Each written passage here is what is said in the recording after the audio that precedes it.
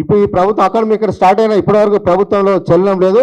రేపటి నుంచి మా విద్యార్థి విభాగం ఆధ్వర్యంలో బీఆర్ఎస్ ఆధ్వర్యంలో రాష్ట్రంలోని ప్రతి మండల కేంద్రంలో ఉన్న ప్రతి సమస్యలు, విద్యార్థుల సమస్యలు, స్కూళ్ళ సమస్యలు కానీ, ప్రైవేట్ స్కూళ్ళ కానీ, ప్రభుత్వ స్కూల్లో ఉన్న సమస్యలన్నీ కూడా ఎంఈఓల దృష్టికి తీసుకెళ్లడానికి బీఆర్ఎస్ బడిబాట కార్యక్రమాన్ని మేము చేపట్టడం జరిగింది.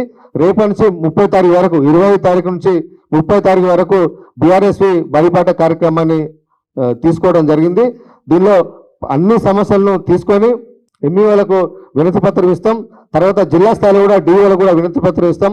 ఈ ప్రభుత్వం కనుక ఈ సమస్యల పరిష్కారం కోసం కృషి చేయకపోతే ఖచ్చితంగా బీఆర్ఎస్ ఆధ్వర్యంలో రాష్ట్ర స్థాయిలో మేము పోరాటం చేస్తామని చెప్పి ఈ ప్రభుత్వాన్ని హెచ్చరిస్తూ ఉన్నాం. ఇవాళ ప్రభుత్వం కూడా రీసెంట్గా కోచింగ్ సెంటర్లను గవర్నమెంట్ స్కూళ్ళ లోపల జేఈ లాంటి కోర్సులు, నీట్ లాంటి కోర్సులు కూడా మీకు కోచింగ్ ఇస్తామని చెప్పి ఒక 6 ఎన్జిఓలతో ఒప్పందం చేసుకున్నారు. అసలు ఒక ఎన్జిఓలను ఐడెంటిఫై